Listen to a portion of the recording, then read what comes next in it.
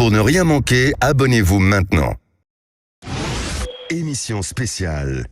Les vraies voix Sud Radio, 17h-20h, Philippe David, Cécile de Ménibus. Bonjour, bienvenue à tous. Vous l'avez entendu, c'est une édition spéciale. On va revenir tout au long de ces 2 heures avec nos vraies voix sur l'interview d'Emmanuel Macron, sur la suite forcément de la réforme de retraite, le 49.3, les manifestations et la suite du mandat aussi, puisqu'il a parlé de cette suite du mandat. On va en parler bien entendu avec aujourd'hui nos éditorialistes du jour. Donc forcément pas de sommaire puisqu'on va en parler. On va dérouler ce qu'il a dit. On va commenter ce qu'il a dit. Des images. Exactement, des images, oui. Pour ceux qui nous regardent en YouTube, par exemple.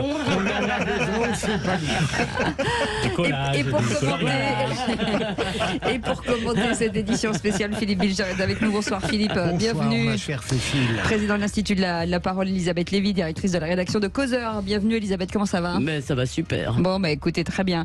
Elle m'a dit quelque chose en antenne qui va me faire rire, qui m'a fait rire et qui m'a largement étonné. Vous m'avez dit que j'allais défendre le président. Voilà. Olivier, ça a mis tout de suite. C'est arrivé le 22 mars 2023. 55 ans après le début de mai 68. Voilà. Ah oui, c'est ça.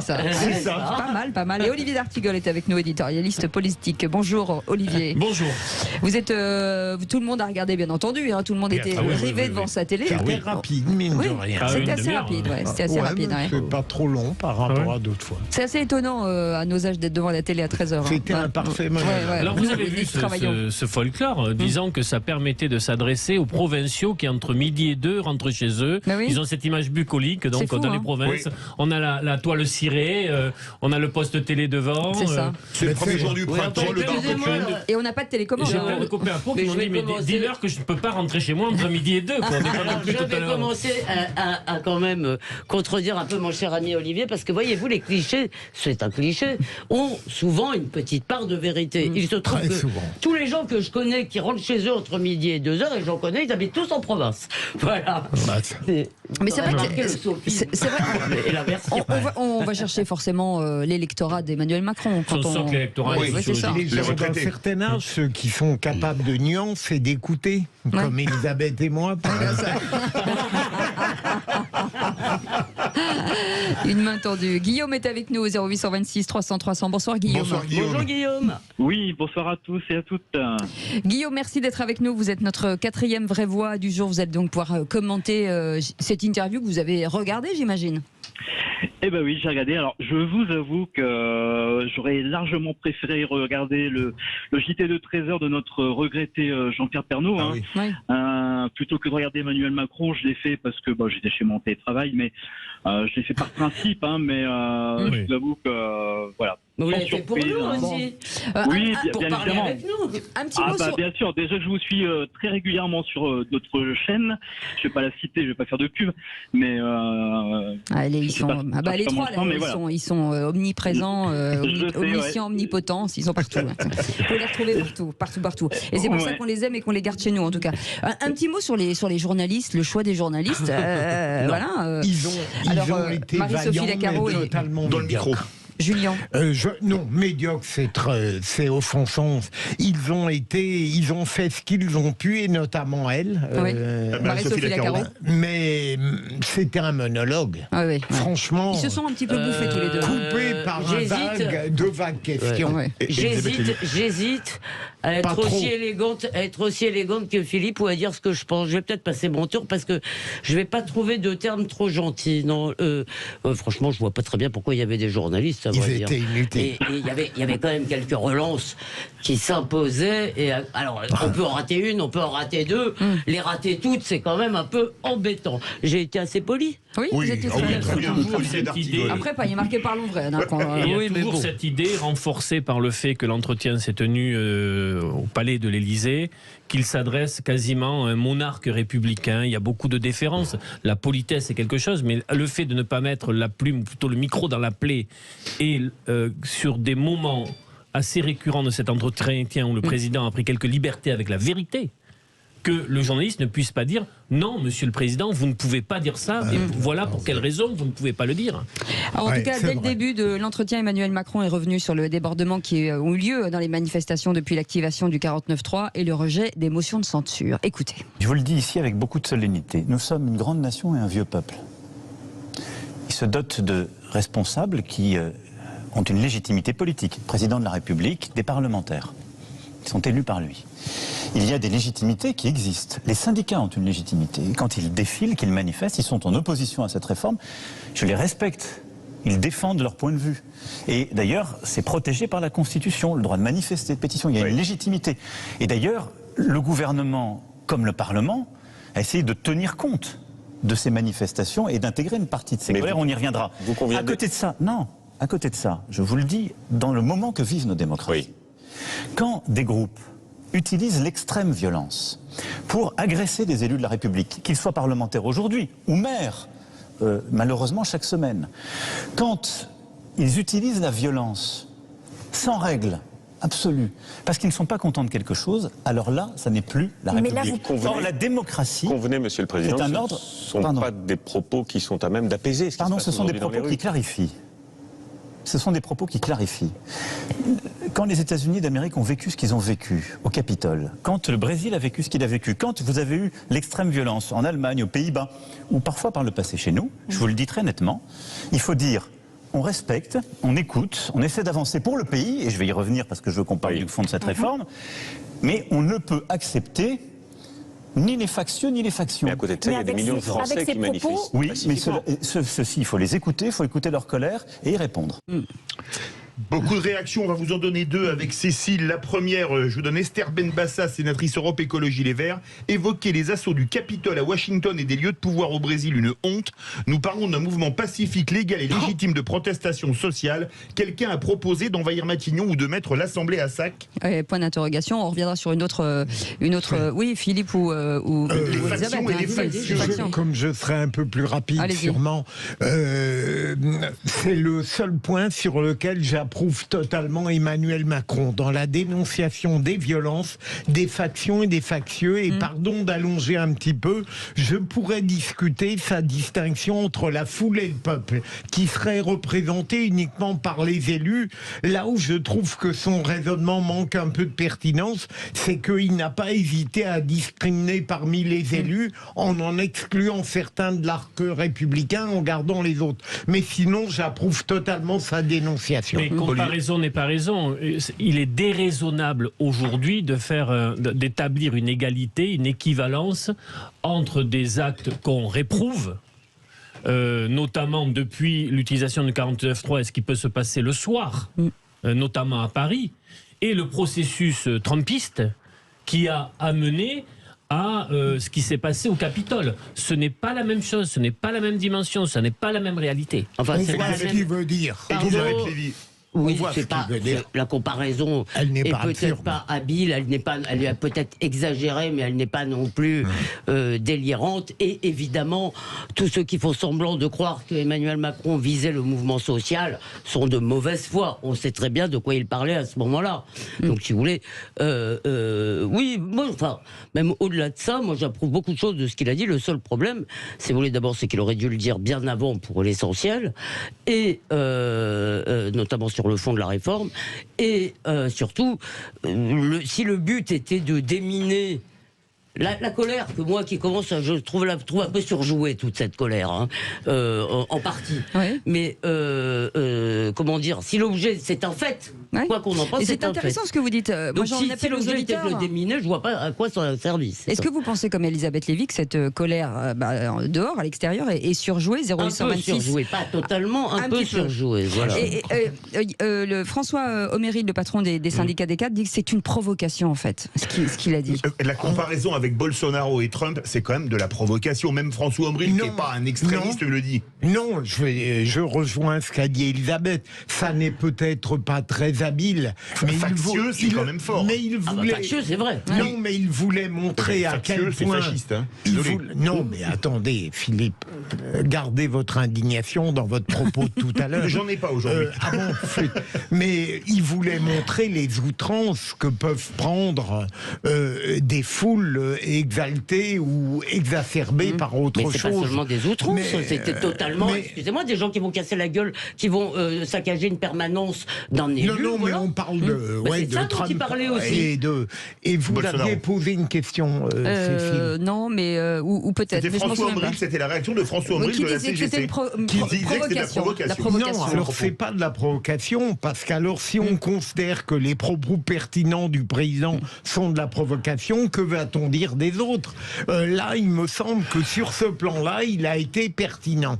Alors il ne pouvait pas dire autre chose que dénoncer les violences, et il l'a fait d'une manière que la plupart des gens de bonne foi ne peuvent qu'admettre. Qu'aurait-on dit d'un président qui aurait validé ce qui se passe? Et il a bien distingué. Je suis de bonne foi et je n'admets pas. Je sais ce qu'a été le 6 février 34. Je ne vois pas aujourd'hui des hordes, des foules aller prendre possession de lieux de pouvoir. Mais puis-je vous rappeler, mon cher Olivier, que le président n'est pas un imbécile.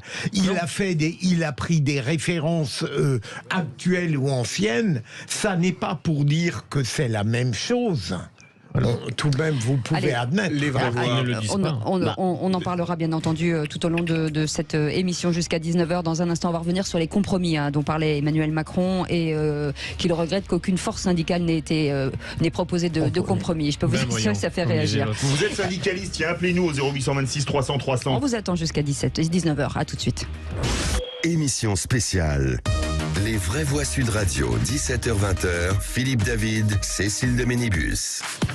On vous souhaite la bienvenue si vous avez raté l'interview d'Emmanuel Macron à 13h en direct sur TF1 et France 2. Et on va vous raconter tout, on va vous expliquer, bien entendu. Vous entendrez tout au long de cette émission Emmanuel Macron et on commentera avec vous au 0826 300 300 avec Philippe Bilger, Elisabeth Lévy et Olivier d'Artigol. Et bien entendu, on va revenir sur ce qu'a dit Emmanuel Macron sur le compromis du gouvernement qui a baissé l'âge du départ à la retraite de 65 à 64 ans pour les retraites et regrette qu'aucune force syndicale n'ait proposé de compromis. Écoutez.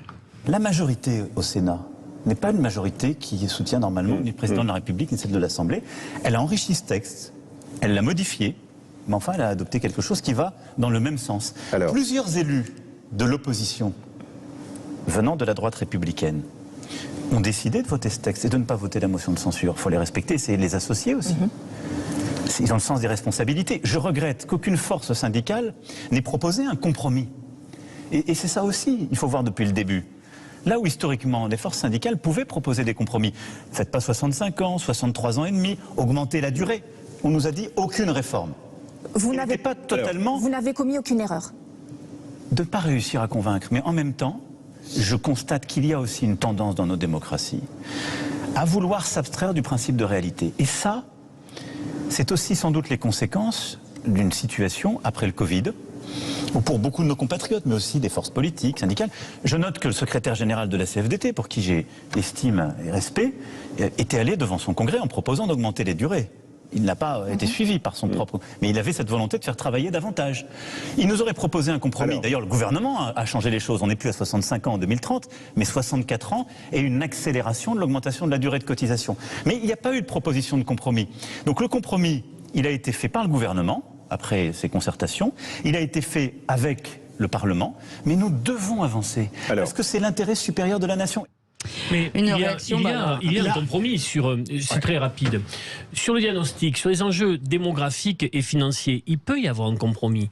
Mais là où l'argumentaire du président Macron ne va pas, c'est qu'il présente les mesures d'âge, allongement de la durée de départ et sur les annuités, comme l'alpha et l'oméga. Or, ces mesures d'âge, point de salut. Or, les organisations syndicales, pour ce qui les concerne, y compris dans l'intersyndicale, ont mis sur la table des mesures de financement. J'en donne que deux. Égalité salariale homme-femme, ça fait rentrer 5 milliards.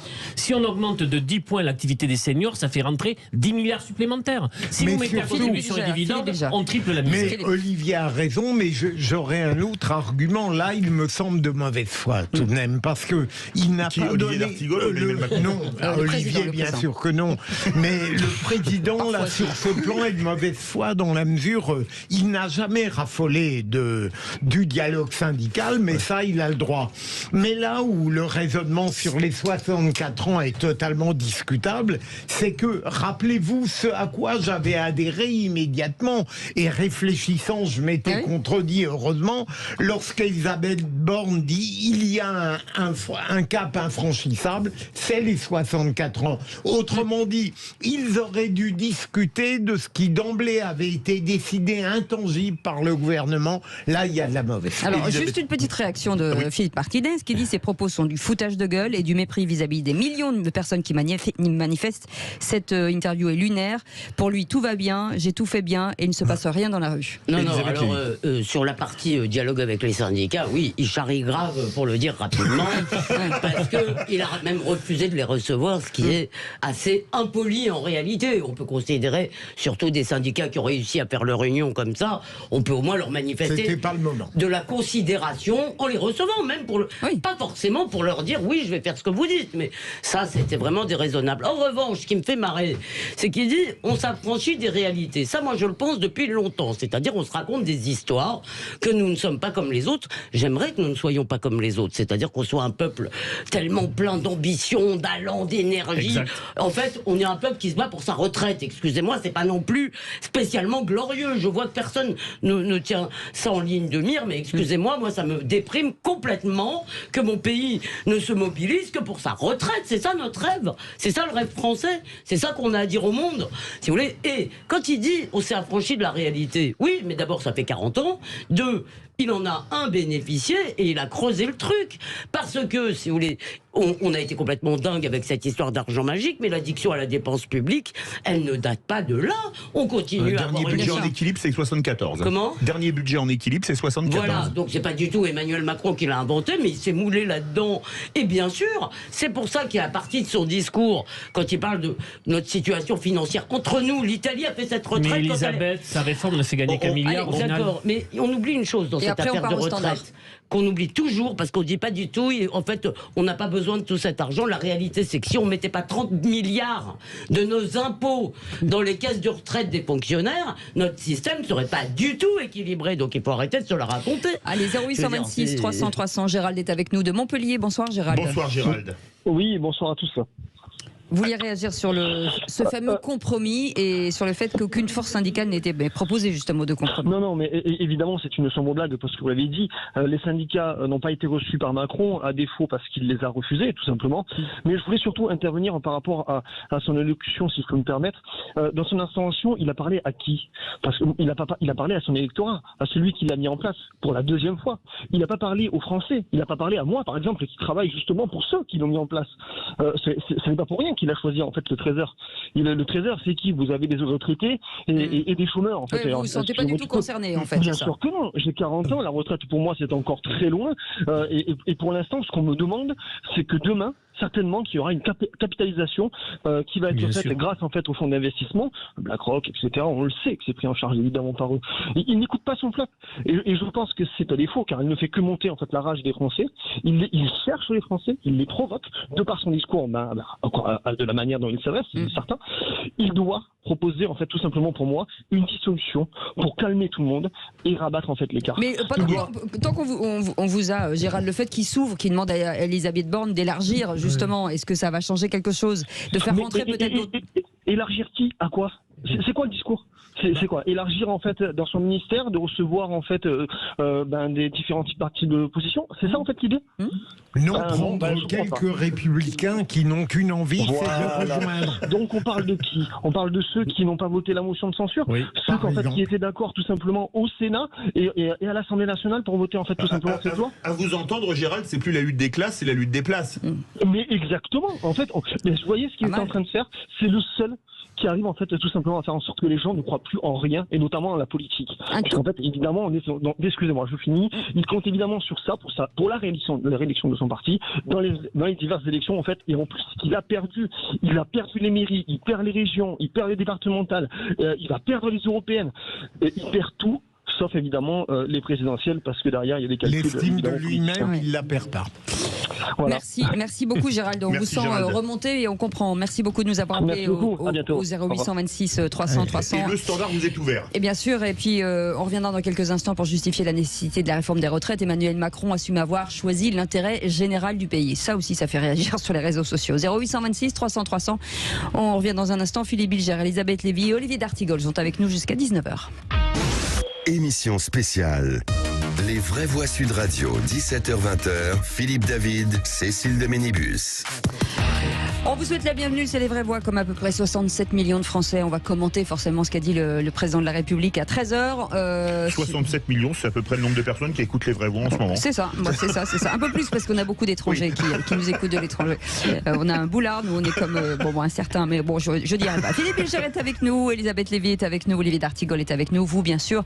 Vous êtes les bienvenus au 0826 300 300. Et dans ce qu'a dit Emmanuel Macron, pour justifier la nécessité de la réforme des retraites, Emmanuel Macron assume avoir choisi l'intérêt général du pays, tout en étant conscient de l'impopularité que cela lui portait. Bref, il parle d'une colère légitime, qu'il a reconnue, la colère légitime des Français, qui ne cesse de s'exprimer. Il assure que c'est son devoir de l'écouter. Écoutez. Je vous le dis en responsabilité, moi je ne cherche pas à être réélu, je ne le peux pas constitutionnellement. Mais entre les sondages et le court terme et l'intérêt général du pays, je choisis l'intérêt général du pays. Et s'il faut derrière endosser l'impopularité aujourd'hui, je l'endosserai. Et après, c'est aussi à nous, à moi, l'exécutif, d'essayer d'entendre la colère légitime, qui n'est pas la violence, encore une fois, mais qui s'est exprimée au moment de ces contestations. Alors ces contestations, d'abord, je veux ici rappeler qu'à chaque réforme des retraites, nous les avons, et parfois en nombre bien supérieur. Oui. Et dans quelle situation serions-nous si en 1993, en 2003, en 2010, pour ne citer que quelques-uns des exemples des réformes précédentes, ou en 2013, mes prédécesseurs s'étaient arrêtés devant ces contestations en disant « je ne fais pas la réforme ». On serait dans une situation encore plus critique. Bon. Donc, c'est pour ça que je vous dis, il faut le faire. Oui. Maintenant, dans cette colère et ces voix, qu'est-ce qui s'est exprimé? D'abord, un sentiment d'injustice, et moi que j'entends. Vous l'avez un peu évoqué en parlant des entreprises tout à l'heure. Ce sentiment d'injustice, c'est de dire au fond, c'est toujours nous qui bossons, à qui on demande des efforts. Et c'est vrai qu'on demande cette réforme, il ne faut pas se tromper, on demande à nos compatriotes des efforts. C'est nous qui allons travailler 2 ans de plus. On leur demande des efforts pour pouvoir financer la protection et la préparation de l'avenir. Bon. Et donc il faut entendre ce besoin de justice. Moi je l'entends, à au moins 2 égards. Quand on voit des entreprises qu'on a aidées, et on continuera cette politique pour l'entrepreneuriat, pour l'attractivité, parce que ça permet de réindustrialiser le pays, de nous rendre plus forts. Mais il y a quand même un peu un cynisme à l'œuvre. Quand on a des grandes entreprises qui font des revenus tellement exceptionnels qu'ils en arrivent à utiliser cet argent pour racheter leurs propres actions, oui. Là je vais demander au gouvernement de pouvoir travailler à une contribution exceptionnelle pour que cet argent, quand il y a des profits exceptionnels d'entreprises qui sont prêtes à racheter leurs propres actions, que leurs travailleurs puissent en profiter. Beaucoup de réactions, je vous donne une réaction syndicale et une réaction politique. Réaction syndicale pour Laurent Berger de la CFDT. Il a accusé le président de la République de déni et de mensonge sur le fait qu'il n'y aurait pas de responsabilité, qu'il n'y aurait de la responsabilité que dans un camp, et sur le fait que la CFDT aurait proposé à son congrès une augmentation de la durée de cotisation, sur le fait qu'on n'aurait pas fait de contre-proposition. Une réaction politique. Carlos Martins Bilongo, député France Insoumise, je cite sur Twitter, il préside tout seul, il n'écoute personne. Macron veut endosser l'impopularité de sa réforme, car la Constitution l'empêche de se représenter, donc il veut tout casser dans le système social français avant de partir. Vous voulez réagir sur le système social, vous voulez réagir sur l'impopularité, vous connaissez le numéro, le 0826 300 300. Et tour de table avec Philippe Bilger. Je préfère la réaction de Laurent Berger en ce qui me concerne, mais je suis frappé de voir, bien sûr, il y a eu des manifestations au fil des années contre les lois sur la retraite, mais il semble occulter le fait que si elles prennent une telle ampleur aujourd'hui, c'est parce que forcément il y a le cumul sur les retraites qu'avec une opposition forte à ce qu'il est et à ce qu'il représente comme président. Et deuxième élément, et j'ai fini, Elisabeth, il y a tout, mais je suis agacé par cette espèce de poncif qui fait que tous les présidents, à un moment donné, vous disent « Ah, c'est très difficile de gouverner, j'ai le devoir de faire mal », comme si en réalité c'est du vent, tout ça. Et il le fait, il y croit un petit peu au projet. C'est son côté acteur. Mais je pense qu'il faut arrêter cette idée que le pouvoir serait une souffrance en permanence et que c'est une ascèse quotidienne pour lui quand il rentre dans son D'abord, juste sur le système, son propos là, sur le système social français, moi je pense que beaucoup de Français aimeraient un débat sur le système social français, qu'il y a beaucoup de Français qui en ont marre de financer ce merveilleux système social. Et ce débat aurait dû précéder celui sur les retraites, évidemment. C'est ça. Par ailleurs, il commet une erreur, à mon avis, absurde. C'est-à-dire, il explique aux gens qu'on leur demande de travailler plus pour financer je ne sais pas quoi, l'école, ou je ne sais... Mais pas du tout. Là, on parle il faut sauver le système par répartition, c'est des actifs qui payent pour des inactifs. On paye pas, c'est pas des impôts l'argent de la retraite, il faut arrêter de tout. C'est pour ça d'ailleurs que c'est pas à la retraite qu'on demande de faire de la justice sociale.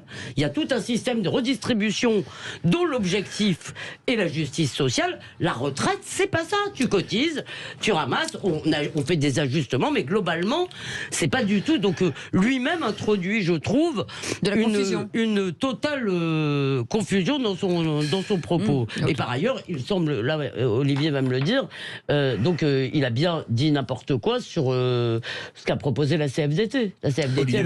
La CFDT soutenait, pour faire rapide, la réforme du premier quinquennat. La réforme universelle, à point, sans mesure d'âge. Mais il a bon jeu, bien sûr, de rappeler les précédentes réformes concernant les retraites. Mais la période est totalement différente. Il le dit. Oui, mais un président en exercice doit sentir son pays. Il sait bien qu'il y a eu les Gilets jaunes, qu'il y a eu l'expérience inédite de la crise sanitaire, du confinement, de la sortie de ce confinement, de l'inflation, notamment sur les prix alimentaires. Donc il y a un pays, j'ai envie de dire, qui ne va pas bien, où les peurs sont immenses, plus le contexte international. Beaucoup lui ont dit, et assez proches de lui, les conseillers du soir, est-ce que tu es sûr du timing? Est-ce qu'il faut aller sur cette réforme maintenant? D'autant plus que cette réforme, sur les aspects financiers, je le redis, cette réforme, elle est déjà morte. Il faudra en faire une autre dans 18 mois. Puisqu'elle ne rapporte au final, avec les mesures complémentaires, on fait 1 milliard.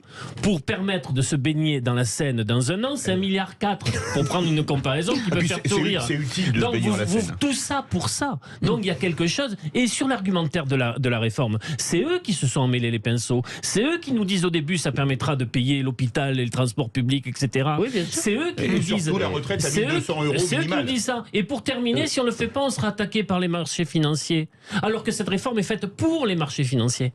Non mais oui, là je comprends pas. Effectivement, s'il faut la réforme pour les marchés financiers, c'est parce qu'ils craignent d'être attaqués par les marchés s'ils ne la font pas. Oui, ça c'est logique. Mais juste un mot là-dessus. Moi je n'aime pas du tout que la politique de la France se fasse à la corbeille. Mais le seul moyen pour qu'elle ne se fasse pas, et c'est pour ça que je dis, j'aimerais que nous ayons les moyens de notre rêve gaulliste et gaulien, auquel je suis très attaché. Mais le seul moyen pour pas dépendre des marchés financiers, c'est de pas avoir à emprunter des milliards chaque mois.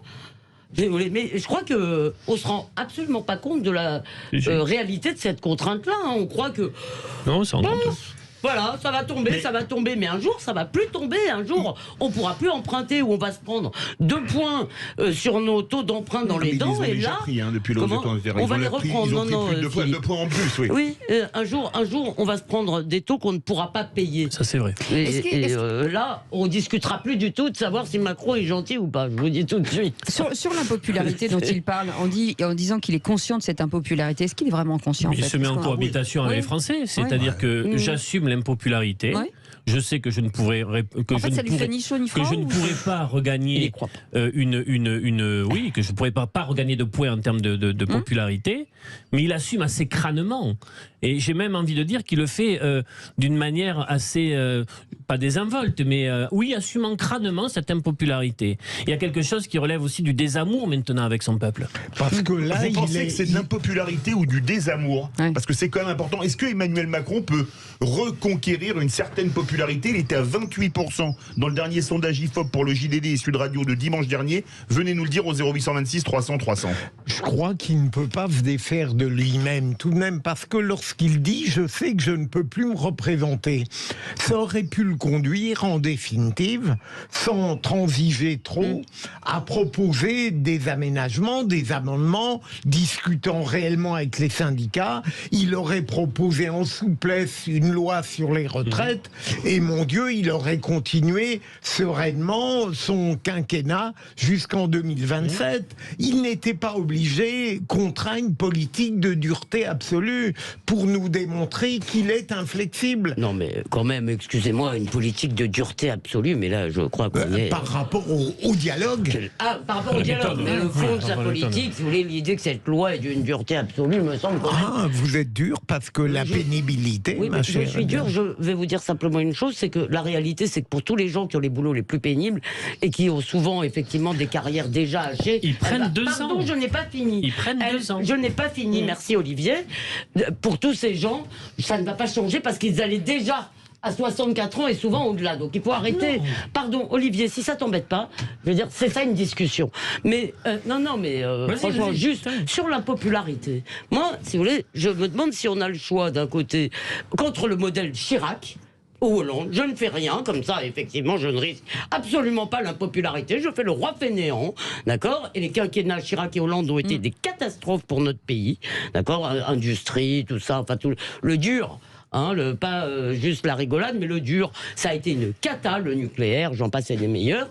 Je veux dire, ou d'un autre côté, effectivement, l'impopularité. Le problème, en fait, d'Emmanuel Macron, c'est qu'il est, à mon avis, aveuglé par une chose, c'est qu'on disait pendant la première campagne, s'il serre les mains à 60 millions de Français, il sera élu avec 100% des voix. C'est-à-dire que quand il est intuitu personné, il a eu l'habitude de séduire les gens. Vous l'avez bien vu. Il y arrive, bien Comment sûr. Il y arrive. Il y arrive. Olivier, alors que tu es une femme intelligente, comment je ne suis pas arrivé au cours des derniers mois maintenant Là, il vous flatte. Non mais oui, c'est la caresse. Comment je ne suis pas arrivé, Elisabeth, à te convaincre sur un point. Un salarié sur 2 dans notre pays qui liquide ses droits n'est déjà plus en activité. C'est la célèbre phrase de Macron. Alors, 62 ans, imaginez. Et concernant la pénibilité, je lisais dans un journal du soir un salarié d'abattoir à Guingamp qui disait à 60 ans on est cassé. Donc on ne peut pas nous rajouter 2 ans. Et il disait depuis 22 ans, je n'ai pas assisté à un pot de départ à la retraite. Tous sont partis avant, ils n'en pouvaient plus. Et à cette France-là, qui prend 2 ans, même si des critères de pénibilité fait qu'ils partent à 58, 59, ils prennent 2 ans. Au lieu de partir à 57, mais c'est 59. S'ils étaient à 60, c'est 62. Ils disent, et vous n'avez pas entendu ça, ou vous ne voulez pas l'entendre, ils disent on ne va pas y arriver. On ne va pas y arriver. Eh bien moi, le sujet fait réagir. Ils partent avec une retraite, avec des décotes. Ouais, des retraites j'ai répondu à ça, je réponds quand même, parce que là, je suis qu'on a une autre pour mon Elisabeth mauvais qui nous cœur. attend au standard. Il y a une autre Elisabeth qui D'accord, appelle. mais je vais très vite. J'ai parfaitement entendu, et c'est pour ça que je pense que cette réforme a commencé par la fin, alors qu'il fallait mettre en place évidemment d'autres mesures. Je suis très favorable à ce que, pour ces métiers-là, on propose aux gens, on les aide à se reconvertir. On n'est pas foutu, on n'est pas obligé à 50. Le rêve, parce que n'oublie pas que ces gens qui ont été mal payés pendant leur vie, la retraite, ça va être encore pire. Le fantasme que la retraite, c'est une deuxième vie en mieux, si tu veux, ça va buter sur le réel. Oui. Parce qu'ils auront moins d'argent, quoi qu'il en soit. Allez, 0826 300 300, Elisabeth qui nous appelle de l'arrière-pays niçois. Bonsoir Elisabeth. Bonsoir Elisabeth, ça fait 2 Elisabeth là. Oui, bonsoir. Oui, 2, ça fait beaucoup. Ben voyons. Non, ça fait pas beaucoup. Voyons. Une réaction à Emmanuel Macron ou à ce qui s'est dit, Elisabeth? Alors, il s'est rien dit. Hein. Il m'a pas parlé, moi, le monsieur Macron. Comme d'habitude, il ne parle pas. Allô? Oui, on vous entend. On vous entend très bien. Non, voilà. Donc, pour moi, il ne m'a pas parlé. Et en plus, moi, ce que j'ai trouvé un peu trop bizarre, c'est qu'il parle à 13h. Parce que généralement, quand il parle à 20h. Ah oui. Donc déjà, il se cache, je sais pas, j'en sais rien. Mais c'est malin ça, il se cache. Il parle mais il se cache. Ouais. Non mais pardon. Non, mais bon, de toute façon, j'attendais rien. Pour moi, c'est comme le mouvement des Gilets jaunes à nous faire poireauter, le pourrissement. Il attend un pourrissement, c'est tout. Pour que les gens s'épuisent, que les gens ne veulent plus faire grève et ne veulent plus manifester, tout simplement. Donc, du coup, vous faites quoi dans la vie, Elisabeth? Pardon. Vous faites Alors, quoi? moi, je suis conseillère en insertion professionnelle et j'accompagne les seniors. D'accord. Ah oui. Ouais. Mais en plus. C'est-à-dire que c'est Voilà. nous, vous nous accompagnez, nous, Oui. là, autour de la table. Non, mais c'est intéressant. C'est intéressant. Non, mais c'est intéressant qu'Elisabeth Vous connaissez bien la réalité des jeunes carrières. Je dis ça parce qu'Elisabeth était fonctionnaire, qu'elle est passée au privé. Donc, c'est pour ça. Non, mais c'est intéressant surtout qu'elle nous dise quelle marge on a sur cette question des seniors, justement. Ah oui, tiens, l'emploi des seniors. C'est son boulot. Pour moi, et je vous explique, comme vous avez dit, Elisabeth, ils ont fait la réforme à l'envers. D'abord, on s'attaque à l'emploi des seniors et après on fait la réforme et on se met autour d'une table avec les syndicats, ce qui n'a pas été fait parce que moi je suis désolée, quand il dit qu'il y a eu des compromis avec les syndicats, il n'y en a pas eu. Elisabeth, je vous coupe la parole, mais hier dans ce studio auprès de Patrick Roger, Olivier Dussopt a promis une loi sur l'emploi des seniors d'ici l'été. Super. Non, je le dis, c'était hier matin. Je crois. Il arrive qu'on tienne ses promesses. Oui, oui, non, mais moi j'y crois plus. Moi je ne crois plus en gouvernement. Ça fait déjà le premier mandat, j'y croyais pas. Donc. Et demain vous serez dans la rue, Elisabeth? Ah ben là oui, même si c'est difficile pour moi d'être dans le privé pour faire grève. C'est pas grave, tant pis, j'irai faire grève demain, j'irai manifester avec les gens, quoi. Nous, on est à Nice et il y aura du monde. Vous restez avec nous, Elisabeth, puisque ça continue de sonner. 0826 300 300. Marc qui nous appelle du Lot-et-Garonne. Bonsoir, C'est pas Marc. le même coin. Bonsoir, Marc. Bienvenue sur Sud Radio, Marc. Est-ce que vous avez eu le temps de regarder la télé à 13h? Alors, j'ai pas eu le temps de tout voir, mais je vous ai écouté parce que je rentrais, j'étais sur un séminaire. Donc, du coup, j'ai eu quelques brides. Je vous ai écouté. Comment vous dire je suis dans une colère noire. Moi, j'ai 60 ans. Moi, 1er avril 2025, c'était normalement terminé. Il me reste 3 trimestres. Fin avril, il me reste 3 trimestres. Donc, je devrais travailler combien de temps? Donc, 44, 45 annuités, alors que normalement, c'est 43 annuités. Monsieur Macron, alors... je veux pas être insultant, mais comment vous dire, j'ai une haine pour Macron parce que je pense qu'il n'aime ni la France, ni les Français. Il a été mis là par la puissance financière pour détruire tout ce que nos anciens se sont battus au niveau, que ce soit pour le chômage, que ce soit pour la retraite. Il n'est pas là pour la France, il est là pour détruire, il est là pour implanter BlackRock et autres. Donc je ne respecte pas ce monsieur. Dieu fasse que jamais je le rencontre parce que je pense qu'il avait pris une petite claque une journée. Mais pas de violence. Mais on voit là pour le coup la vraie colère, Olivier d'Artigol. C'est là pour le coup. Je connais bien ma ville et mon territoire et bon, je discute. Puis, les gens écoutent ce qu'on dit sur Sud Radio. Ils peuvent dire au débat, vous avez dit ça. Et j'étais surpris du basculement sur la dernière période de personnes, y compris qui ne voulaient pas en découdre avec lui, me disant mais il ne nous écoute pas, il nous méprise. Et une personne a dit je me surprends à le détester. Certains même expriment une véritable haine, c'est ce qu'on vient d'entendre là. Chez Marc, ouais. Et donc il y a quelque chose là qui relève pas uniquement de la politique, de la nature de la politique menée, mais d'une psychologie qui fait que se cristallise sur lui, sur sa personnalité, sur son personnage, des passions françaises qui vont vers quelque chose que moi je n'accompagne jamais, mais vers une véritable détestation. Qu'il appelle triste, lui, d'ailleurs. Mais allez-y, rapidement. Je suis frappé de voir quand on cherche un trait commun entre les interventions de nos interlocuteurs depuis le début. Mitterrand disait que la politique, c'était de parler aux gens. Je suis frappé de voir à quel point les gens disent, au fond, ils ne nous parlent pas. C'est ça qu'ils le réclament. En tout cas, vous remerciez Elisabeth, Marc, et on vous remercie au 0826 300 300 pour vos témoignages. Vous savez qu'ici vous êtes chez vous. Vous pouvez bien entendu intervenir quand vous voulez. On vous ouvre le micro, c'est l'intérêt de cette radio, Sud Radio, parlons vrai. 0826 300 300. On continue de dérouler cette interview jusqu'à 19h avec Elisabeth Lévy, Olivier d'Artigol et Philippe Bilger. Et dans un instant, le quiz, on va se débattre. Merci en tout cas de votre fidélité. C'est les vraies voix jusqu'à 19h. 0826 300 300. On va dérouler l'interview d'Emmanuel Macron. Aujourd'hui à 13h. On va vous faire écouter des sons si vous n'avez pas eu la possibilité de l'écouter. Et bien entendu, vous allez pouvoir commenter avec nous jusqu'à 19h. 0826 300 300. Alors on a fait table rase de tout, hein, forcément, pour vous parler de ça, sauf du quiz de l'actu. Celui-ci, on l'a gardé. Et c'est Macron. Roger a dit, quand on a fait la réunion ce matin, on ne peut pas toucher au quiz. Il y avait intérêt. La colère, elle aurait été dans le studio. C'est une institution. Une Allez, manif. voilà, tout de suite le quiz de l'actu. Les vraies voix Sud Radio, le quiz de l'actu. Et Guillaume est avec nous, 0826 300 300. Guillaume, vous voulez jouer... Bonjour. Vous voulez jouer contre Philippe Bilger, contre Olivier D'Artigol ou contre Elisabeth Lévy? Bon, alors, comme j'adore Elisabeth, je jouais contre Elisabeth par un privilège. Mais ce qui est une certitude, comme Guillaume est de Cambrai, il ne va pas dire de bêtises. Non. Alors ça, j'en suis pas sûr, mais enfin, je vais essayer. Très bon choix. Mais c'est une façon de la caresser dans le sentiment. Bon, voilà. Allez. Attention, on démarre. Question Kikadi. Bien entendu. Kikadi, Macron cherche le pourrissement. Il est incapable de se remettre en question. Son seul mandat, c'est de faire barrage au RN. Et il fait le contraire. Mélenchon. Non. C'est une femme. Marine Le Pen. Non. Non, c'est... Clémentine Autain. Olivier D'Artigol qui a été le premier. Non, j'étais juste devant.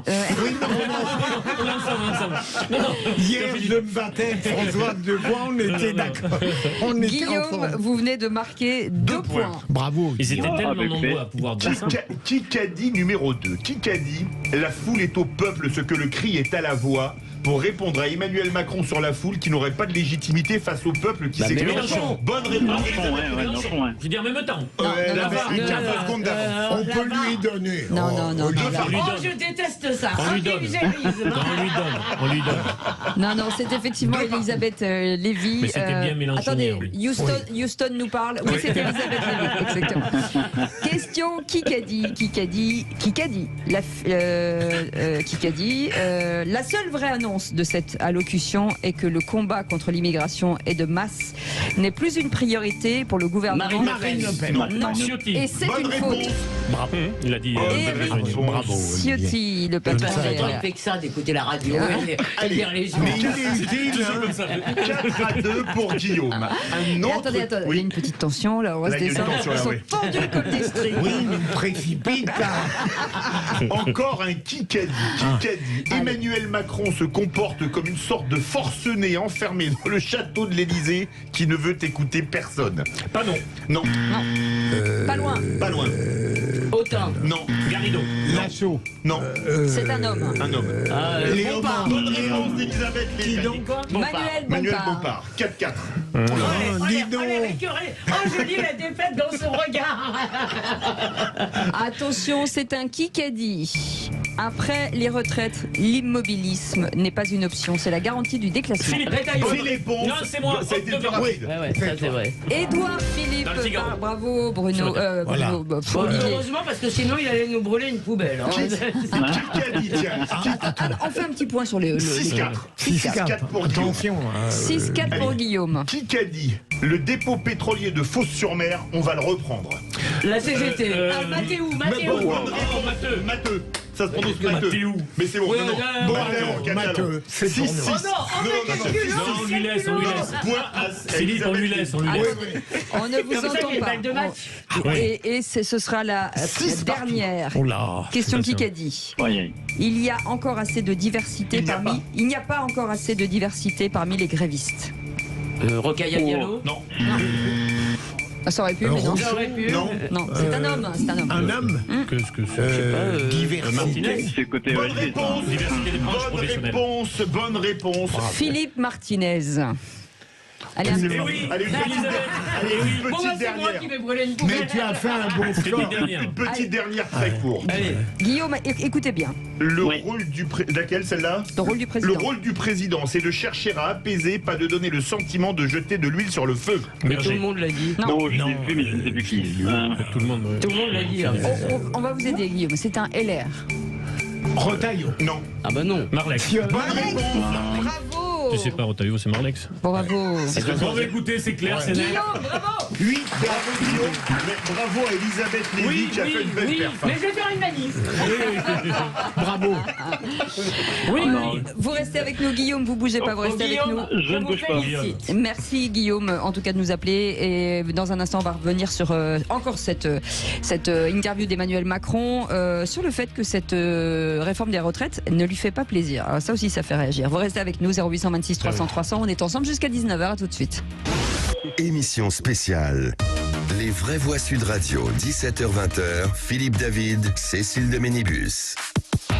Merci d'être avec nous tous les jours. Vous pouvez bien entendu nous regarder sur notre chaîne YouTube et vous abonner parce que c'est intéressant. Vous allez voir. Alors les vraies voix, c'est génial. Hein, c'est peut-être la meilleure émission de la Terre, du monde. Voilà, des États-Unis, de l'histoire de l'humanité, de l'histoire de la radio d'ailleurs. En tout cas, à Paris, c'est clair.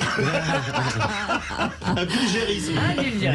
Non mais là, c'est favorable. Et jusqu'à 19h, nous allons continuer de commenter cette interview d'Emmanuel Macron qui a été diffusée en direct ce matin, enfin tout à l'heure à 13h, avec nos questions du jour concernant la colère d'Emmanuel Macron. Est-ce que vous pensez qu'il l'a enjambé et qu'il l'a ignoré? Pour l'instant, vous nous dites qu'il l'a ignoré à 79%, ce qui est assez énorme. Moi, je pensais qu'il l'avait enjambé, c'est-à-dire qu'il avait complètement oublié. Et on va revenir sur cette question aussi dans quelques instants. Selon Emmanuel Macron, Elisabeth Borne doit élargir la majorité. Faut-il, selon vous, des ministres de la NUPES, du RN ou du LR? Là, pour l'instant, c'est les RN à 72%. Voilà pour nos questions du jour. Et puis on va revenir sur Emmanuel Macron qui a rappelé que même si la réforme des retraites ne lui fait pas plaisir, le système doit être réformé en tenant compte du sens des responsabilités. On en parle juste avant le son après le son avec Philippe Bilger, Olivier d'Artigol et Elisabeth Lévy. Et vous au 0826 300 300. Écoutez. Est-ce que vous pensez que ça me fait plaisir de faire cette réforme? Dites-le nous. Non. Est-ce que vous pensez que j'aurais pas pu faire comme tant avant moi, mettre la poussière sous le tapis? Oui. Peut-être. Mais la réalité, et s'il y a une chose que je regrette, c'est que nous n'avons pas réussi à partager la contrainte, plus exactement la nécessité de faire cette réforme. Au moment où moi je suis rentré dans la vie active, il y avait 10 millions de retraités. Il y en a aujourd'hui 17 millions. Dans les années 2030, il y en aura 20 millions. Est-ce que vous pensez qu'on peut continuer avec les mêmes règles? On rentre de plus en plus tard dans la vie professionnelle. On vit, et c'est une chance, de plus en plus tard. Nous avons un système par répartition qui fait que c'est nous, les actifs, qui finançons aujourd'hui les retraites. On ne finance pas les nôtres. Donc oui, il n'y a pas 36 solutions si on veut que le régime soit équilibré. Il ne l'est plus. Et plus on va attendre, plus il se dégradera. Donc cette réforme, elle est nécessaire. Et je le dis aux Français, ça ne me fait pas plaisir, j'aurais voulu ne pas la faire, mais c'est pour ça aussi que j'ai pris l'engagement de la faire devant vous par le sens des responsabilités. Et c'est l'intérêt général. Qu'est-ce qu'on peut faire face à cette situation démographique qui est la nôtre? On aurait pu dire on baisse les pensions. La réponse est non. Nos retraités n'ont pas trop de pouvoir d'achat. On ne peut pas baisser leurs pensions. On va même relever celles des plus modestes. La deuxième solution, ça aurait été d'augmenter les cotisations des actifs. Nous avons un problème de pouvoir d'achat en raison de l'inflation, de la difficulté. Ou des entreprises, Monsieur le Président. Non. Et de mettre les entreprises à contribution, Alors, ce qui n'est pas le cas aujourd'hui dans le financement. Non, parce que je vais venir, c'est pas comme ça que marchent les retraites. Les retraites, c'est des cotisations des actifs pour les retraités. La troisième solution, c'est de dire au fond, j'acte que mon système de retraite a un déséquilibre, et c'est le budget de l'État qui va le financer par ailleurs. Et alors comment on fait quand c'est le budget de l'État? Soit on augmente les impôts. Nous sommes l'un des pays occidentaux qui a les impôts les plus hauts. Moi, je crois dans la réindustrialisation du pays. Deuxièmement, on pourrait dire, c'est aux dépens d'autres priorités. On doit investir dans nos services publics, notre école, notre santé. On ne peut pas prendre cet argent pour le mettre sur les retraites. Et alors la formule magique, qui est implicitement le projet de toutes les oppositions et de tous ceux qui s'opposent à cette réforme, c'est le déficit. Il fait les questions, les réponses. Olivier d'Artigol de Lille. C'est toujours embêtant quand on sent une malhonnêteté sur le plan intellectuel, d'autant plus qu'il sait que les organisations syndicales, intersyndicales, traitent la question du financement indispensable, traitent la question des enjeux démographiques. Là où on a un désaccord avec le président, mais que ce débat a été instruit au cours des 2 derniers mois, c'est qu'il ne joue que sur les mesures d'âge, alors qu'il y avait d'autres mesures possibles. Le fait de faire croire que le camp de la raison, c'est simplement les mesures d'âge, et de rejeter toute autre proposition alternative, n'est pas quelque chose qui, sur le plan politique et même sur le plan intellectuel, est acceptable. Alors moi, parce que c'est abaisser le débat public. J'entends bien, Mais d'abord, je constate qu'Olivier d'Artigol vient de dire le débat a été instruit, parce que moi, il y a bien un truc qui me fait marrer, c'est quand on m'explique que le débat a été confisqué. Si, on a parlé pendant 2 mois. Vu que ça fait 2 mois que nous ne parlons que de ça, matin, midi et soir, et qu'on en a mangé de la retraite. Donc, et c'est pas fini. Et c'est pas terminé, et c'est pas la première fois. Donc, dire que le débat est confisqué me paraît quand même être très exagéré. Mais tout à l'heure, mon cher Olivier, tu as dit, il y a des solutions très simples. Tu fais l'égalité salariale, tu vois. Alors, 5 milliards. 5 milliards. Oui, mais j'adore tu fais l'égalité salariale. Donc Olivier est venu avec sa baguette magique et hop, tu fais l'égalité salariale. C'est quoi la deuxième? Il y avait aussi une baguette magique. Tu augmentes de 10 points le taux d'activité des seniors. Ça, les entreprises peuvent y travailler. D'accord, en sorte entends bien. Mais c'est des processus. Oui, ce ça sont évidemment opératoire. Oui. Non, ça se décide pas. On n'est pas en Union soviétique, ça ne se décide pas, ça ne se décrète pas. Mais en revanche, oui, je suis d'accord. Un malus-bonus sur les cotisations sociales patronales. Ceux qui jouent le jeu, elles payent moins de sociales. Mais moi, alors là, une de leurs grandes erreurs, je trouve que je n'arrive pas à comprendre, c'est ce refus, si tu veux, de dire, puisque c'est vrai qu'on veut augmenter le taux d'emploi des gens au-dessus de 50 ans, qui est un des problèmes dramatiques de notre pays, le refus de dire, celui qui licencie après 50 ans, il se prend une amende dans les dents. On le fait pour des tas d'autres trucs. Je n'arrive pas à comprendre qu'ils ne fassent pas une mesure autoritaire là-dessus, parce qu'en plus, les boîtes font aussi ça. Index dessus les entreprises font aussi ça pour des raisons financières. Elles se débarrassent de gens qui coûtent plus cher pour prendre des jeunes qui coûtent moins cher. Ce que d'ailleurs on aurait pu ajouter, c'est que dans la drogue des Français à toutes sortes de choses, il y a eu les plans de pré-retraite encouragés par tous les gouvernements. Depuis 40 ans. Hein. Oui. Donc, ce qui est un véritable scandale. Allez, petite pause avec Félix Mathieu, tout de suite, ça fait du clic. Les vraies voix Sud Radio, ça fait du clic sur les réseaux sociaux. Et il est beaucoup question d'Emmanuel Macron sur les réseaux sociaux après son interview dans les journaux télévisés de 13h, Félix. Ah bon, oui. Bah oui, forcément. C'est surprenant. L'occasion de jouer au jeu des 7 différences entre les propos tenus dans les journaux télévisés et ceux tenus la veille en semi-off devant quelques parlementaires de sa majorité. Au JT, tout à l'heure, Emmanuel Macron a dit ça sur les débordements dans les manifestations. Quand les États-Unis d'Amérique ont vécu ce qu'ils ont vécu au Capitole, quand le Brésil a vécu ce qu'il a vécu, quand vous avez eu l'extrême violence en Allemagne, aux Pays-Bas, ou parfois par le passé chez nous, je vous le dis très nettement, on ne peut accepter ni les factieux ni les factions. Le chef de l'État qui s'exprimait quant à ses propos tenus hier lors de cette réunion avec des parlementaires Renaissance. On avait les propos rapportés dans les médias. On a maintenant un sonore présenté sur les réseaux sociaux comme ayant été enregistré hier soir. L'émeute ne l'emporte pas sur les représentants du peuple et la foule, quelle qu'elle soit, n'a pas de légitimité face au peuple qui s'exprime souverain à travers ses yeux.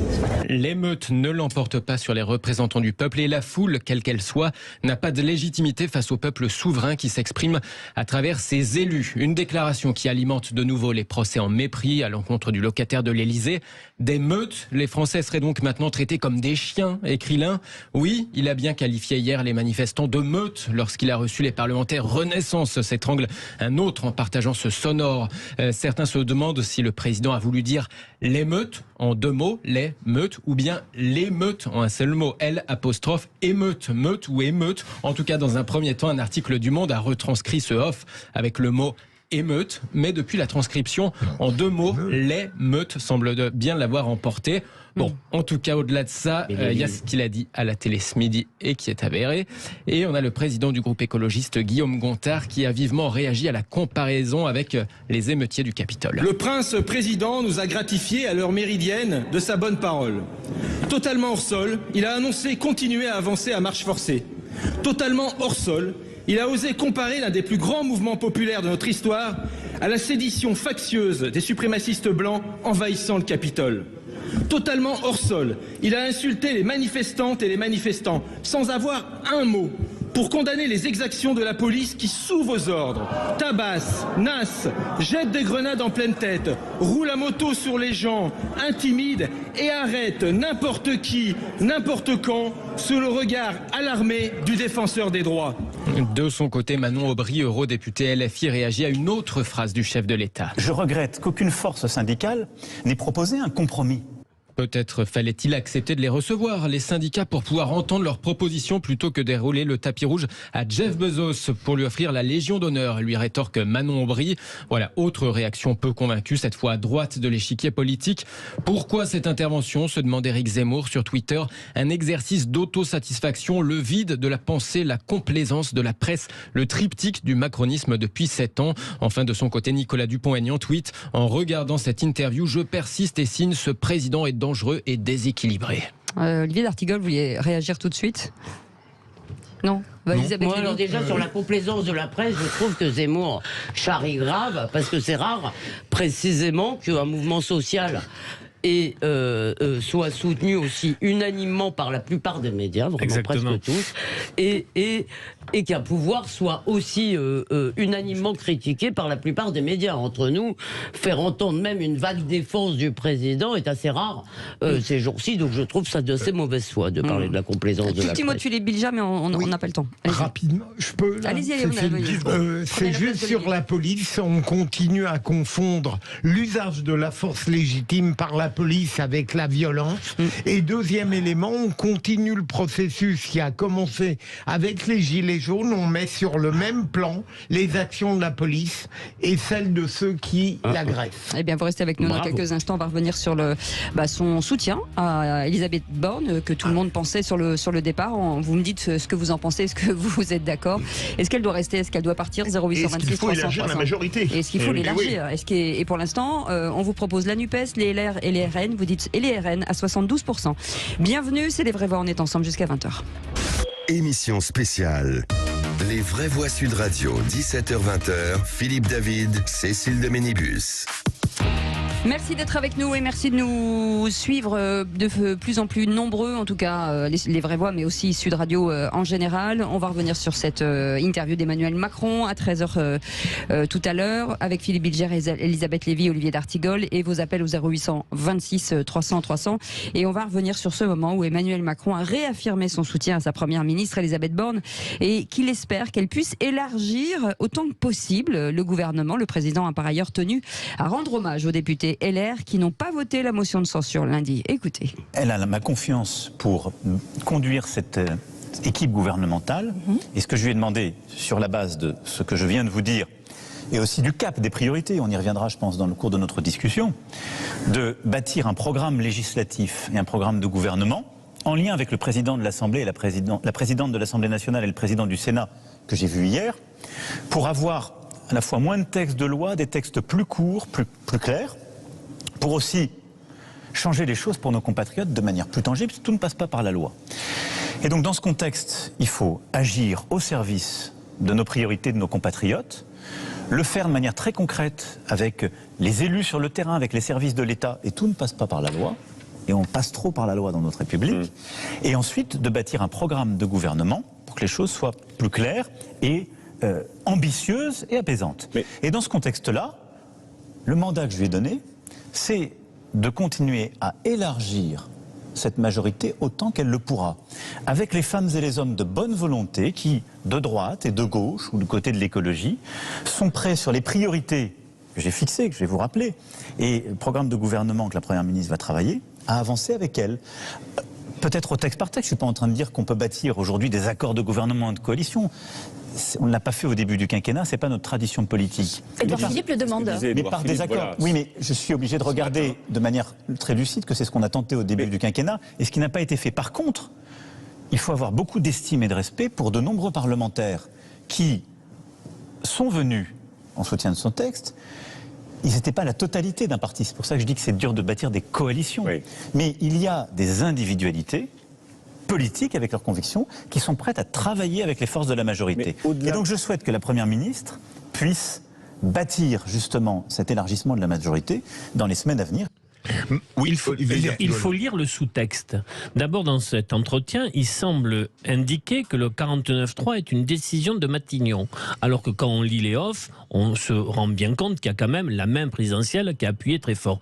Deuxième chose, il charge sa première ministre, dont on sait qu'elle est quand même un peu en sursis, de faire la quadrature du cercle.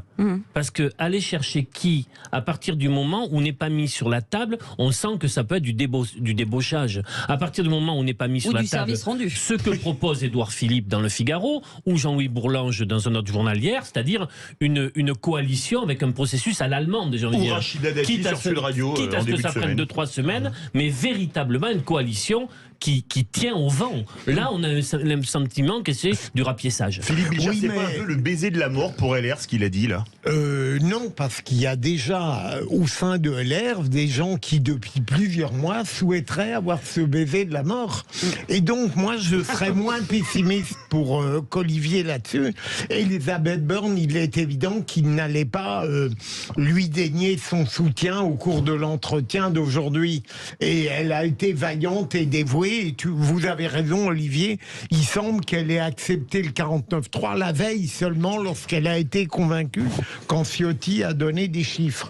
Deuxième élément, moi je crois que même ce ne sera pas véritablement un débauchage. On a un certain nombre de députés républicains qui ne rêvent que de rejoindre le macronisme. Et ce ne sont pas les plus bêtes. J'aime énormément Jean-François Copé, il ferait un excellent ministre. Il y en a d'autres. Alors, simplement, j'espère que ce qui restera de droite républicaine tiendra le coup dans une sorte de blocos en attendant de s'agrandir. Juste avant de revenir, juste un petit truc, quand on vous demande d'élargir, faudrait-il des ministres LR, NUPES et LR, on a Anoge qui nous dit, j'ai mis LR, ce serait dommage qu'ils aient trahi pour rien. C'est dur. Non mais moi ce que je pense, pour compléter le propos de Philippe, si c'est possible, c'est juste qu'il est temps que cette affaire du MP, c'est-à-dire ce grand parti fourre-tout de la droite, explose, parce que la réalité c'est que il ne peut pas y avoir de cohérence idéologique, et s'il n'y a pas de cohérence idéologique, on a affaire à un syndicat d'élus, et ça n'a aucun intérêt, c'est plus un parti politique. Donc je suis d'accord avec Philippe que les macronistes rejoignent Emmanuel Macron, il n'y a pas de honte à ça, ils n'ont qu'à le faire, je trouve, et que les autres essayent de recréer une sorte de parti post-gaulliste, néo-gaulliste, un parti conservateur français. Est-ce que ce sera une chance pour le Rassemblement national ou pas? Est-ce que, sans tomber alors dans le concept de l'union des droites, est-ce que ça pourra changer l'économie de la droite ou pas? Moi, je crois à l'union des droites, je crois qu'elle se fera par les électeurs. Je crois que, si vous voulez, tant que vous stérilisez, si on part du principe qu'il y a l'air d'avoir un plafond de verre, je ne sais pas s'il existe encore ou pas, mais... Pardon, si vous voulez m'arrêter. On est très en retard. Je me dépêche. Bon, c'est bon. D'accord, je crois que les auditeurs peuvent se passer de la suite. Quel réalisme. Allez, vous restez avec nous dans un instant. On reviendra sur la suite du mandat avec les 3 grands chantiers que le chef de l'État souhaite lancer. 0826 300 300. À tout de suite. Merci beaucoup, Elisabeth. Oui, mais pas que. Pas que dans les vraies voix, puisque les vraies voix, c'est avec un X à la fin, donc il y en a plusieurs. Philippe Bilger est avec nous, Olivier D'Artigol est avec nous, Elisabeth Lévy est avec nous, et vous, 0826 300 300. Guillaume, notre vraie voix est toujours au standard, et on va revenir sur le chef de l'État. Oui, le chef de l'État qui a promis 3 grands chantiers pour la suite du quinquennat. Premier, le plein emploi. Deuxième, l'ordre républicain. Et troisième, le progrès. On écoute ce son. Réindustrialisation, plein emploi. La France de 2030. Il faut gagner la bataille de l'industrie décarbonée. Ça sera la clé. Et le plein emploi, les textes que nous allons faire passer pour remettre au travail ceux qui sont le plus loin de l'emploi et réussir tout le volet travail qui va derrière. Deuxième cap, l'ordre républicain. 200 brigades de gendarmerie. Il n'y a pas besoin de loi pour faire ça. Vont être ouvertes partout sur le territoire. Plus de juges, plus de greffiers pour juger plus vite face à la petite délinquance. Réengager. Et à côté de ça, une loi de programmation militaire qui va arriver. Et là, ça fait partie des priorités des prochains mois, pour nos armées et nous protéger. Ça, c'est l'ordre républicain. Et puis la troisième priorité, c'est les progrès pour mieux vivre. L'école, la santé, l'écologie. L'école, je veux qu'à la rentrée prochaine, on puisse remplacer du jour au lendemain les profs dans les classes des élèves.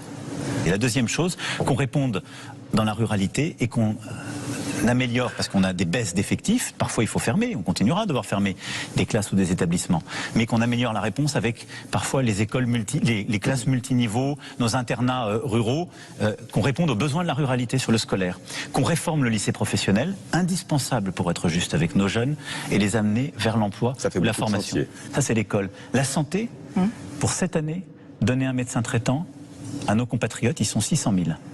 qui n'ont pas de médecin traitant et qui sont dans des déserts médicaux. Ils sont 600 000 qui sont en affection longue durée ou âgés. Oui. Et enclencher la réforme qu'on a lancée sur l'hôpital pour les conditions de travail, pour réengager et les déserts médicaux. Et l'écologie, dès les prochaines semaines, le plan eau, nous aurons besoin d'avoir, comme on a réussi tous ensemble à gagner la bataille pour la sobriété énergétique, on doit gagner la bataille pour la sobriété en matière d'eau. Et donc tous faire une petite part d'effort pour préserver notre eau, mieux réutiliser l'eau de nos réseaux comme l'eau de pluie, changer les usages. L'eau, la forêt, les océans, les transports, le logement, c'est tout ça l'écologie.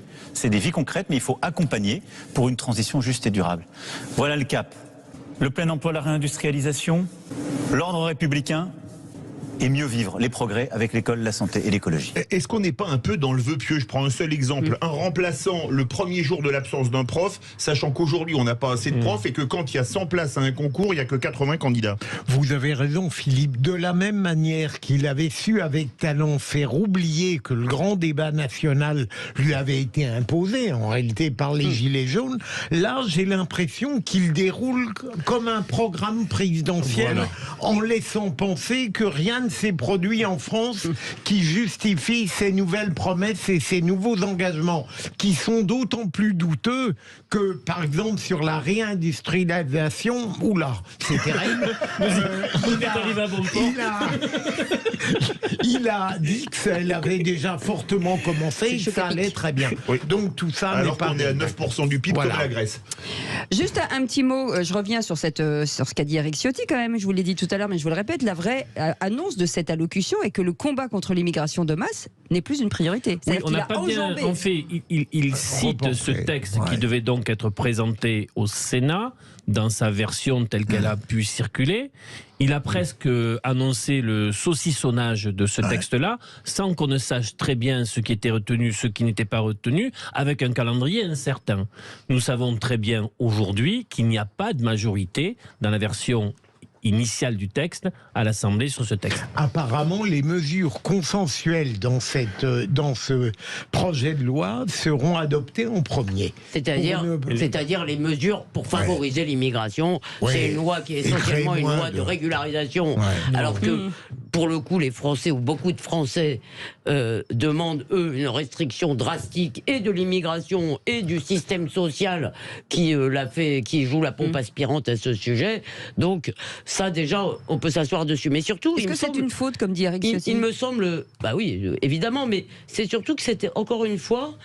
Mais les LR sont contents en même temps, Cécile, de ça. Pas tous, non. Non, à part Ciotti, la plupart disent ils sont favorables au report. Allez, terminé, on prend Guillaume dès que vous avez fini. Oui, ce qui me semble, encore une fois, et c'est ça qui me semble le plus problématique, c'est que de toute façon, il n'était pas là. D'abord, il n'était pas là pour jouer les premiers ministres et nous expliquer avec des mots creux. Oui, le mot réindustrialisation ne crée pas d'emploi, hein, je vous le rappelle. Donc il suffit pas de dire réindustrialisation, même de le dire bien 4 fois de suite, ça change rien. Et il se moque de nous quand il nous dit que ça a déjà commencé. C'est une blague. Le nombre des emplois industriels n'a jamais été aussi bas. Mais surtout, je finis juste très vite, Cécile. Le problème, c'est que il était là pour dénouer une crise. Et là-dessus, si vous voulez, c'est que dalle, si je peux dire. 0826 300 300, Guillaume est avec nous pour cette réaction sur les chantiers à venir. Ouais, pas mal de choses à dire. Alors Emmanuel Macron nous a fait du Emmanuel Macron. Hein. De toute façon, nous faisons un petit programme présidentiel. Moi, il y a une chose qui m'a interpellé, c'est qu'il nous a fait du en même temps, un petit en même temps discret. Qui a dû perdre d'ailleurs la majorité des spectateurs, en nous parlant du plein emploi et en se félicitant du taux de chômage. Alors, les gens ne vont pas comprendre pourquoi on se félicite d'un taux de chômage qui est relativement faible. Et encore, on sait très bien que les chiffres, on peut leur faire dire ce que l'on veut dans les stats. Hein. Et à côté de ça, on se dit qu'on va s'attaquer aux personnes qui n'ont pas d'emploi. Alors les gens vont plus comprendre, parce que d'un côté on se félicite et d'un autre côté on met un plan d'action pour les personnes qui n'ont pas d'emploi. Alors ça c'est un beau petit en même temps d'Emmanuel Macron qui a la fâcheuse tendance à nous perdre. Oui. Il y a une habileté dans la partie de ce discours-là, dans cette partie, Philippe Bilger l'a dit, ça pouvait donner le sentiment quasiment d'un programme présidentiel, venant d'un candidat, d'un président sortant qui a retardé le plus possible le débat présidentiel pour quasiment l'enjamber, ou en tout cas créer aussi de la confusion, une campagne de premier tour à droite, une seconde à gauche. Et c'était quasiment une conférence ordinaire dans un moment qui ne l'est pas. Et il sera intéressant de voir l'évolution des chiffres de l'audience concernant le début de l'émission et la fin. Je crois qu'il a perdu beaucoup de monde en cours, ça sera à vérifier. Il faut écouter Gilles Gorsman demain. Exactement, Valérie Expert et Gilles Gorsman nous le diront demain, justement. Il va le faire, je suppose. Ils font effectivement les retraites. Vous restez avec nous ? Oui, et puis maintenant on va débattre avec deux députés. Une députée de la majorité, Nadia Hay, députée Renaissance des Yvelines, ancienne ministre de la Ville, et Rodrigo Arenas, un député de l'opposition, donc député LFI de Paris, et ancien des Vrais-Bois d'ailleurs, faut-il le rappeler. On va débattre avec eux, on va voir leur retour, leur approche sur l'interview du président de la République. On se retrouve tout de suite, Cécile, avec les Vrais-Bois ? Absolument, jusqu'à 19h. Philippe Bilger est avec nous, Olivier d'Artigol, bien sûr, et Elisabeth Lévy. À tout de suite. Merci de nous écouter et bien entendu on continue de commenter cette interview du président Emmanuel Macron à 13h aujourd'hui avec nos deux invités pour en parler en plus de Philippe Bilger, Elisabeth Lévy et Olivier d'Artigol. Rodrigo Arenas est avec nous, député La France Insoumise de Paris. Bonsoir, merci d'être avec nous. Bonsoir. Et Nadia Hay, députée Renaissance des Yvelines et ancienne ministre de la Ville. Bienvenue Nadia Hay, merci d'être avec nous aussi. Bonsoir à tous. Bonsoir. Et on va commenter forcément, on peut démarrer par Nadia Hay, bien sûr. Galanterie oblige. La galanterie oblige. J'imagine que vous étiez alors à 13h devant votre poste de télévision, ou en tout cas quelque part que vous avez regardé le président. Forcément, on va vous demander de débriefer. Oui, bien sûr. J'étais devant la télé, donc voilà, que voulez-vous savoir ? Vous l'avez trouvé, et comment l'avez-vous trouvé globalement ? Vous l'avez trouvé sûr de lui, convaincant ? Comment l'avez-vous trouvé ? Je l'ai trouvé plutôt serein et dans une certaine heure de vérité. Donc un peu aussi dans l'heure de vérité à expliquer peut-être ses positions, ses choix aussi. Voilà, un vrai moment de vérité, confidence avec les Français, et je l'ai trouvé aussi assez responsable aussi face aux décisions qui ont été prises. Rodrigo Arenas, forcément, on est obligé de vous demander aussi ce que vous en avez pensé avant de voir nos éditorialistes du jour. Écoutez, moi je pense qu'on est à un point de bifurcation dans la société française, avec une opinion publique qui n'est plus représentée par le chef de l'État, avec une vision du monde qui échappe à la réalité de ce que vivent nos concitoyens, et un déni de la violence qui est en train de se mettre en place petit à petit dans la société, et un ministre de l'Intérieur qui est dépassé, qui donne des ordres aux forces de l'ordre qui sont dans une non-retenue de l'usage de la force, et qui, y compris, violente des jeunes et des enfants, parce que j'ai fait toutes les manifestations et j'ai vu comment les nouvelles brigades qui ont été mises en place, qu'on appelle les Braves aujourd'hui, qui sont de triste mémoire pour la France. Moi, je pense beaucoup à Malik Osekine parce que je suis de cette génération-là, et qui créent le chaos, créent la peur dans des cortèges qui se passent bien parce qu'ils sont bon enfants. Je tiens à rappeler quand même que, notamment les pères de famille, les mères de famille sont revenus avec les enfants dans les manifestations, ce qui montre l'ambiance dès lors que les organisations syndicales, on leur laisse faire ce qu'elles savent faire depuis des dizaines, depuis quelques jours. J'aurais pas dit ça. Elisabeth Lévy, Philippe Bilger. Je pourrais poser une question à Nadia Hay. Madame la ministre, est-ce que vous n'avez pas eu un peu l'impression que le président de la République opposait un propos ostentatoirement calme à des temps tout de même infiniment troublés, comme si au fond on attendait un peu autre chose? Vous ne trouvez pas? Là, je pense qu'il a posé aussi les bases de ce qu'allaient être les prochaines semaines. Il y a eu un certain nombre de choses qui ont été dites pendant ces dernières semaines et ces derniers, même j'ai envie de dire ces derniers mois, de ce que révèlent un peu les difficultés que rencontrent aujourd'hui nos concitoyens, qui ne sont pas forcément liées à la question des retraites. Cette réforme a mis l'accent aussi sur des sujets qui deviennent extrêmement urgents et sur lesquels aujourd'hui il faut bâtir un projet commun avec différentes sensibilités qui se retrouvent dans l'arc républicain. Moi, je voudrais juste ceux qui ne partagent pas cette analyse ne sont pas dans la République. Arenas, pardonnez-moi, je veux juste rebondir sur les propos de M. Arenas, que moi je trouve assez déroutant, j'ai envie de dire même assez grave. parce que le fait de faire comme si aussi d'être dans le déni de ce qui se passe dans les rues, de cette violence aussi qui a réapparu dans les rues de Paris et ailleurs, moi, je pense que c'est aussi une forme d'irresponsabilité. Donc, oui, monsieur Arenas, la destruction, le chaos, la violence, ce sont des méthodes qui sont condamnables à tout point de vue. Et vous savez, quand les manifestations sont organisées, qu'il y a un cadre et que les syndicats, ces dernières semaines, nous ont montré aussi cette capacité à organiser des manifestations qui se déroulent dans le calme dans une très grande partie du pays, et bien là j'ai envie de vous dire que vraiment aujourd'hui ne pas condamner les violences, et bien c'est les cautionner. Et moi pour un responsable politique, je trouve ça très grave. Merci beaucoup, Elisabeth Lévy. Je voulais un peu aussi poser une question à M. Arenas. Vous parlez en tous les cas, vous faire une remarque.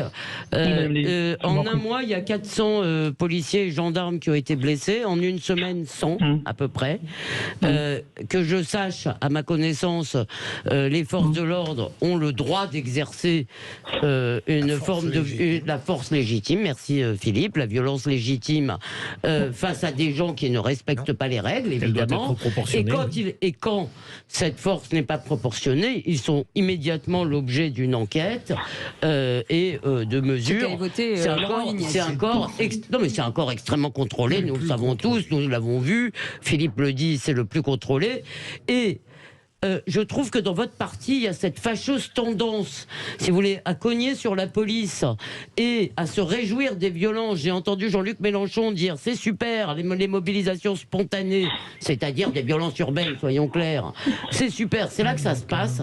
Là, franchement, vous grandiriez en étant plus dur là-dessus. Rodrigo Arenas et ensuite Olivier D'Artigol. Alors, moi, de toute façon, je vais être très clair avec vous. Je souhaite que les forces de l'ordre fassent leur travail. Je fais la tour des commissariats, notamment, pour voir comment sont traitées les personnes qui sont interpellées. Et vous serez de mon côté, maître Bilger, sur le fait que la très, très grande majorité, pour pas dire quasiment l'exclusivité des jeunes, beaucoup de jeunes qui sont mis en garde à vue, sont relâchés le lendemain par la justice parce qu'ils n'ont rien à se reprocher. Ils ont la liberté de manifester dans notre pays et la justice, finalement, donne son verdict que je soutiens parce qu'il y a indépendance des pouvoirs dans notre pays et je respecte le travail de la justice. Maintenant, j'aimerais que l'émotion soit la même quand je vois, comme vous sur Twitter, des policiers qui mettent une droite à un manifestant avec des gants coquets et qui s'en vont alors que la personne a perdu connaissance sur le sol. Et que ce sont des passants qui viennent prendre soin d'elle. Un policier. Et vous savez, moi j'ai fait les manifestations.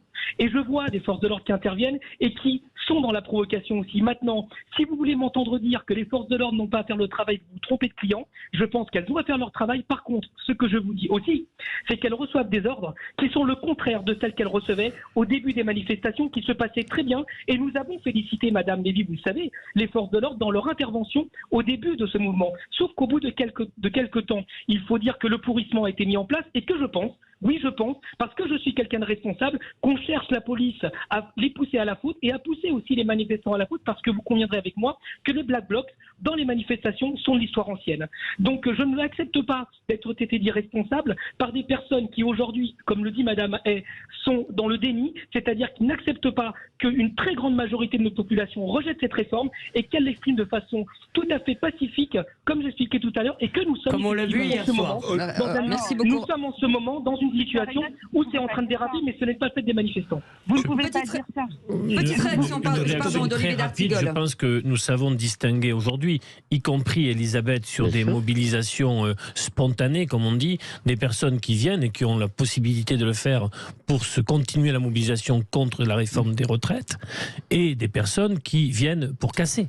Nous connaissons ces profils-là. D'ailleurs, tu verras que sur ces mobilisations spontanées, il y a chaque fois deux moments. Le moment où ça se passe bien et où les gens après repartent, et la seconde partie de soirée. Mais il n'empêche que ce sont des manifs non autorisés, je ne supporte souvent. plus qu'on puisse dire, je le dis à Madame la députée, que des personnes qui n'approuvent pas cette réforme peuvent se situer en dehors du champ républicain. J'espère que j'ai mal interprété vos propos. Ah oui, vous avez mal interprété, très bien, monsieur. Très bien, parce très que bien. C'est pas du tout ce que très bien. J'ai dit ceux qui étaient à côté de l'ordre républicain, c'est ceux qui voulaient sommer le chaos, la violence et la destruction. Oui, madame, le chaos, c'est vous. Mes propos étaient extrêmement clairs. Moi, vous savez, je suis quelqu'un de profondément démocrate. Moi, j'accepte le désaccord, j'accepte le débat, contrairement à d'autres formations politiques, je pense notamment au Rassemblement national, mais je veux le faire dans un cadre républicain, dans un cadre démocratique, qui aujourd'hui se traduit dans la rue, c'est tout sauf ça. Et non, dans la rue, c'est traduit. Non. Pourquoi vous dites que tout ce qui se traduit dans la rue, c'est tout sauf ça? On a passé 8 journées avec des mobilisations monstres où les gens étaient dans la rue, où ça s'est très bien passé. Eh bien, très bien. C'est exactement ce que j'ai salué, monsieur, quand j'ai parlé justement des manifestations qui se sont déroulées dans le calme, dans le cadre des organisations syndicales, et je salue cela. Et vous savez, moi, j'ai toujours dit que je suis profondément, mais alors profondément attachée au droit de grève. Je suis profondément attachée à cela et au droit de manifester. Je suis profondément attachée aussi à l'ordre républicain et au fait que ça se déroule dans le calme. On a compris qu'on vous mettrait pas d'accord. Juste une petite question sur ce qu'a annoncé Emmanuel Macron en disant qu'il voulait ouvrir et élargir la majorité. Est-ce que ça veut dire que Rodrigo Arenas, nous on a mis la question, est-ce que la NUPES, les RN ou les LR pourraient, ou les uns les autres pourraient rejoindre Emmanuel Macron, au moins pour ces 4 ans à venir? Non mais attendez, Emmanuel Macron, il est venu au secours de sa majorité parce que les personnes qui ont mis en place la réforme aujourd'hui n'ont jamais été élues par le peuple. Le gouvernement, il est nommé par le président de la République. Et d'ailleurs, on le sait très bien, si nous sommes dans cette situation-là, je vais juste finir. La première, Madame, la chef du gouvernement, elle a beau être élue, en tant qu'exercice, elle n'a pas été élue, et son gouvernement non plus. Maintenant, ce que vous n'acceptez pas, c'est que votre réforme n'est pas majoritaire, puisqu'elle n'était pas majoritaire non plus au Parlement. Et vous passez en force. Le chaos, c'est vous qui provoquez. À l'Assemblée nationale. Et alors, pourquoi vous ne l'avez pas fait voter? Pourquoi vous ne l'avez pas fait voter au Sénat? Pourquoi vous ne l'avez pas voté? Pourquoi vous ne l'avez pas voté à l'Assemblée? Parce que vous manquez des voix. Attendez, on vous entend plus. Nadia, on vous écoute. On me coupe la parole. Non, mais allez-y, Rodrigo Arenas, continuez. Parce que... Mon propos, c'est que cette réforme des retraites, en passant par le vote légitime des gens qui ont été élus à l'Assemblée nationale, n'aurait pas eu une majorité de voix pour la faire passer, et qu'elle doit passer par un 49-3. Donc, le chaos, ce n'est pas nous qui le semons à l'Assemblée nationale. C'est les gens ont le droit de s'exprimer parce que la République aujourd'hui n'est pas seulement dans la rue, elle est aussi dans les grèves, devant leurs postes de télévision, dans les écoles, dans les hôpitaux, dans toutes les personnes qui travaillent aujourd'hui et qui à plus de 90% ne veulent pas de cette réforme des retraites parce qu'ils l'ont comprise. Les gens ne sont pas idiots. Donc on peut raconter du blablabla comme quoi la LFI c'est le chaos, etc. Mais vous savez, ce n'est pas parce que vous allez nous habiller de chaos que pour autant votre réforme n'est pas populaire, qu'elle est injuste, qu'elle est injustifiée et que l'opinion publique n'en veut pas. On va laisser répondre. Nadia M, en une minute. Oui, allez-y. Non, mais on est en profond désaccord et je ne vais absolument pas essayer de convaincre M. Arenas parce que ça fait des mois et des semaines que nous débattons sur le sujet. Moi, j'ai juste envie de dire que l'usage du 49.3 est un droit constitutionnel. Je sais que vous prônez la 6e République. Ce n'est pas ce que souhaitent les Français. Oui. Mais vous n'en savez rien, vous ne l'aurez pas demandé leur avis. C'est un effort. Le président de la République l'a dit, il l'a redit tout à l'heure. Et donc, voilà, c'est un effort que nous demandons aux Français pour pouvoir avoir un système de retraite qui s'autofinance et qui soit préservé. Je sais que vous voulez soumettre notre système de retraite au système capitaliste. Ce n'est pas ce que nous souhaitons. Donc, nous sommes en profond désaccord et je crois que... Pardon ? Non, mais vous plaisantez, j'espère. Merci à tous les deux. On arrive au bout de l'émission. Merci en tout cas, Nadia, députée Renaissance des Yvelines. Pour le capitalisme, c'est quand même assez drôle. Merci pour ce grand moment de radiophonique, Philippe David et les autres. Et ancien ministre de la Ville, et Rodrigo Arenas, député LFI de Paris, pour conclure les vraies voix en une minute. L'ouverture n'ira pas jusqu'à Rodrigo Arenas. Voilà. Non mais sinon, est-ce que le bilan du président de la République, si vous deviez mettre, il nous reste 50 secondes, une note à son allocution, Philippe Bilger sur 20. Pas une bonne note, mais peut-être est-ce l'habilité d'avoir déçu nos attentes extrêmes. La seule chose positive, et d'une certaine manière je le crains, c'est que des députés LR, pour devenir ministre, acceptent de se rapprocher de lui. Une mauvaise note dont on ne sait pas combien, Elisabeth Lévy. Oh non, mais moi je déteste ce monde de la notation générale. C'est discriminant. Il n'y a que vous qui avez 20 sur 20.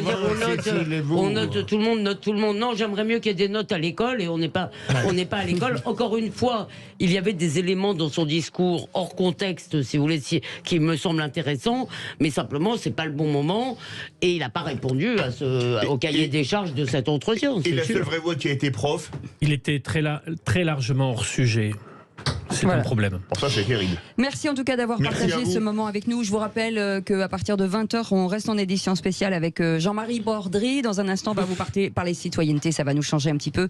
On va vous parler engagement et gaspillage alimentaire des entreprises et surtout des associations qui s'engagent pour faire changer les choses. Ce sera avec Aurélie Gros et Stéphane Pellet. À tout de suite.